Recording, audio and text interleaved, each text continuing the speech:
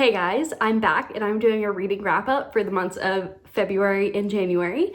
I read a total of 11 books and I read 4 of them in January and I read 7 of them in February. And the reason I usually read a lot more books, but right now I am in classes, so I'm trying to keep up with that. So I haven't been reading as much, but I think even then I still got a pretty decent amount of books and I'm gonna show you guys what I read. So the first book I read in January, first book of 2023, was Redeemed by Lauren Asher, and this is the 4th book in the Dirty Air series, and this is about Maya's sister Santiago, and he's dealing with some serious depression because he had a very serious accident while racing, and it's just really affected him, and he's just kind of isolated himself. It's also about Chloe, who is from New York. She basically grew up in foster care and her mom just never really cared, was never really there. And so she takes a DNA test and finds out who her father is. So she travels all the way to Italy to meet her father. And one day while she's trying to snoop on her father, she falls and meets Santiago. And at first they don't really get along, but they end up fake dating because he's trying to please his sister. And while they're fake dating, they help each other get through all the things they're going through. She helps him with his depression and realizing he is still worth something. She is trying to help him find his self-worth, and he's trying to help her with the whole thing about finding her father. This is my favorite book in the Dirty Air series by far. I just think it's beautifully written. The romance was just beautiful, and I love how it deals with depression and issues like that. And it was just a really good book, and obviously the cover is really pretty. Lauren Asher is definitely an author I go towards when I'm at a bookstore because I know it's going to be a really good book. So that was my first book of 2023. Okay, so the next book I read in January was Forever Never by Lucy Score, and she is my automatic buy author. I will read anything she reads, and I will buy anything she puts out the day it comes out. That is how obsessed I am with her writing. And this is a second chance romance. It's also in a small town, which she does the small town romance trope so well. It's the best trope, honestly, in my opinion. I hate to say it, but I'm also from a small town, so that might be why. This is about Remy Ford, who grew up in Mackinac Island, which I thought that was really cool because it's a real place, and it's a really neat little place too if you look into it. And she is an artist, and she's been living out in the big city, but some things happen and she runs away from it because she's basically scared for her life. And when she comes home, she is met face to face with Britt Callen again, and they have this whole situation, this whole will he won't thee situation. And they're basically trying so hard not to fall for one another. And I just think this is such a good book. If you're gonna read Lucy Score, definitely pick up Forever Never. It's so good. Honestly, I rated this 5 out of 5. Obviously, there's spice in it too. She writes good smut. I will give her that. She writes some very good smut. And the cover too, you'll hear me talk about a lot. I love covers. I'm a visual person, but the cover is just so pretty. And I love Lucy Score. I can't help it. And then in January, I read Before the Coffee Gets Cold, and this is by Toshikazu Kawaguchi. And this is about a little cafe in Tokyo, and there's this urban legend surrounding it that if you sit in this chair, it can transport you back in time, and that's why a lot of people come to this cafe. And it's 4 different stories about 4 different people, and they're each very different in their own sense, which I really enjoyed. And they're all kind of interconnected too. I liked how all the people knew each other already. And just getting to read these people's stories was really cool. And this is the first one in a series, and I have all 3. So I read this one, and I'm excited to read the next 2 in this little series. And the last book I read in January was What Moves the Dead by T. Kingfisher. I don't have the copy on me because I am lending it to my mom right now. And it's basically a retelling of an Edgar Allan Poe story, and it's a retelling of The Fall of the House of Usher, and it's super creepy. It's kind of like a little horror book, and basically there's this like fungus going around, the animals are acting weird, the people are acting strange, and they're just trying to get to the bottom of what's going on. And it's just really creepy. And I think the writing was just so well done. And I think it was a really good retelling. I don't really read a lot of retellings, so this is kind of my first one. And I haven't actually read the original, like The Fall of the House of Usher by Edgar Allan Poe. But I would definitely recommend What Moves the Dead if you're into like the creepy kind of books. It's not my typical genre, but I did really enjoy it. So in January, I also DNF'd a book, and I don't think I'm gonna pick up this book again. And that was Perfect Addiction by Claudia Tan. And the main reason I got this book and tried to read it is because they are coming out with the Amazon movie for it. And personally for me, it just was not for me. I'm typically a very big like supporter of Wattpad books, but I think the writing I didn't think the writing was that good. It just felt very like immature, some of the like dialogue, and I just could not get into it. I think I made 100 pages in before I was like, I can't do this. And I just kind of skimmed through the rest of it.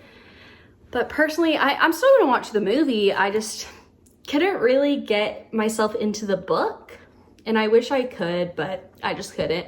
And to be completely honest, I don't think I'm gonna try to read this one again. So moving on to February, I decided to read a bunch of romance books, obviously Valentine's Day, and I really just wanted to get into the holiday. And the first book I read was my book of the month from January, because I was kind of slow to reading it, and that's The Reunion by Kayla Olson. And this is about two actors, and you have Liv Latimer and Ransom Joel, and they're coming back. They filmed a show like in their teenage years, and they're coming back like a decade later to film a reboot, which I really love the concept because that's obviously something that's going on right now with a bunch of shows. And back when they were teenagers, something like happened and they stopped talking to each other, even though they were super close during the beginning of the series. And when they come back, there's some like chemistry there. There's some romance. And I don't think they ever got over their like crushes for each other. So basically throughout the book, they're just kind of trying to maneuver that and how they're going to work together. And I just thought it was a really cute book. I definitely love my book of the month that I get, and this was a really good one. So if you're gonna read any book, The Reunion is definitely a good choice. Also, the cover I just think is stunning. I love the bright colors. It's absolutely stunning. So obviously we have the next Through My Window movie coming up soon. They just announced it June 23rd. So I read Through You by Ariana Godoy, and I liked it. It definitely wasn't as good as the first one. The first one is just iconic in my opinion. And Through You is about Claudia, the housekeeper, and Artemis, who is Aries' older brother, and their romance, like they grew up together and they always had this attraction to one another but never acted on it. And then he finally comes back and they just can't deny their attraction for one another, and there's like family secrets that like kept them apart, and you just learn a lot about that. And I just really like Ariana Godoy's writing, and the smut was good too, let's put it there. I was glad to get their love story because I know they teased it in the movie, and I just really wanted more. I just wanted to figure out what happened between the two of them. So then this book, I put off reading this book for so long, and I'm finally read it, and I'm so happy I did, and that is Magnolia Parks by Jessa Hastings. Like, the cover is why I bought it. Also, everyone on TikTok and YouTube was talking about it, so I was like, I need to read this, because they kept saying it was essentially Gossip Girl set in England, and honestly, that is the perfect description of that. And it's basically about two soulmates, Magnolia Parks and BJ Hastings. They live in like the high society of London, and they're like super rich, and there's just like rich people problems are so entertaining to me. I'm gonna be completely honest. It's Gossip Girl had me hooked, and this did too. And pretty much they basically loved each other from the time they met when they were like little kids. They grew up, got together, and then something happened, and even though it really hurt Magnolia, she still can't seem to like get herself away from BJ, and they're still friends, but they just hurt each other over and over again, and she ends up fake dating some celebrity to try to get back at BJ, and it just gets so complicated because everyone in her life can't help but fall in love with her. Like, everyone just loves Magnolia, and it just causes all these issues for her. And obviously it's about a group of friends, and they're just so toxic. Like, this book was so good though. Like, the romance is so toxic, but it was entertaining. And I just need more. I just need more of this book. And I also did read Magnolia Park's The Long Way Home. I read this on Kindle. I bought it on Kindle and read it there. And that is basically just like the continuation. And it goes over because there's some stuff that happened in the first book, and they're dealing with all of that. I won't get into too much because I don't want to spoil it. And it's just, it had me hooked.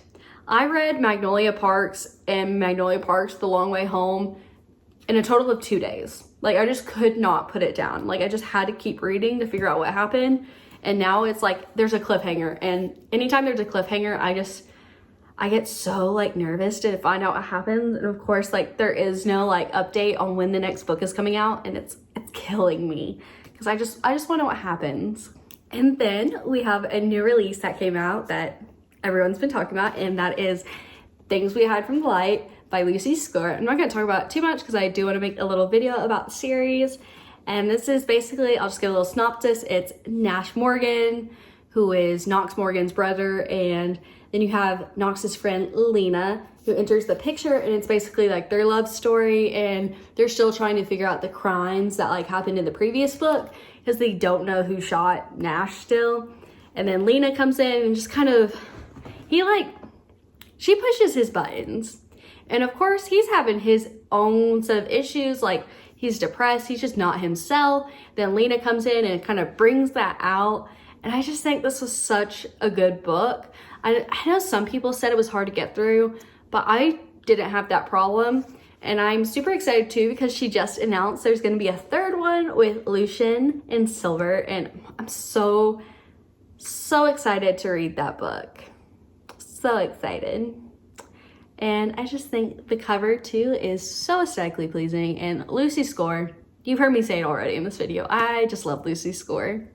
And then I read another Lucy Score book, Maggie Moves On, and this is about Maggie Nichols, who's a DIY YouTuber who flips houses, and Silas Wright, a contractor. And pretty much Maggie comes into this small little town in Idaho to renovate this huge mansion. And while there, she meets this like super hot, super flirty contractor. And of course, their like chemistry is just undeniable. And of course, there's like these little signs here and there that just like, you know, like she needs to go after this. And there's also the found family aspect, which I really liked. And obviously it's a small town romance. It takes place in a place called Kinship, Idaho. And obviously there's a really goofy little pit bull in there, which I loved. And all the characters, I think, in this book just had their own stories, which I really liked. And there's obviously found family aspect, which I love. And it's not my favorite Lucy Score book, though. I think the flirting of the contractor was just a little too much for me. But obviously, spicy book. It's Lucy Score. Expect the spice. So, I mean, it wasn't bad, but like, it's just definitely not my favorite Lucy Score book. So I felt like I read a lot of Lucy Score in the past 2 months because my last book that I read in February was By a Thread by Lucy Score. And this is about Dominic and Allie's little romance. And Dominic D'Alessandra is like, he's like the rich guy because it's a grumpy sunshine, like boss kind of thing. And pretty much he comes into this pizza shop and immediately he's attracted to Allie, but of course he acts like a complete ass and gets her fired. So that's not great. But his mom gives her a job working at Label, which is the company her and Dominic work at. And pretty much it just makes some interesting workplace drama. And Allie's also struggling with a lot of things. Her father is sick, her house is in total disrepair, so she's also dealing with that. And along with this job, she's working so many other jobs to make ends meet. And of course, she's also dealing with Dominic, who they're just so attracted to each other. Like, they just can't help it. Like, they even admit it to each other that they're attracted to each other and just like want to rip each other's clothes off essentially. But they try to like refrain from that. And this romance I just thought was really cute. And I like realized she like always has her characters, they're always older, which I prefer that, to be completely honest. I like reading about older relationships because I think it's kind of weird to read about teenagers, in my opinion, as I'm getting older. And her characters are always just like in their 30s, and because they're always established, in my opinion, established adults. And I really like that about Lucy Score's book. So definitely recommend By a Thread. So those are all of the books I read in January and February. I definitely would recommend them all to anyone. And I'm super excited to see what I read in March. I have quite a few books on my TBR that I'm excited for. So until then, see you guys next time.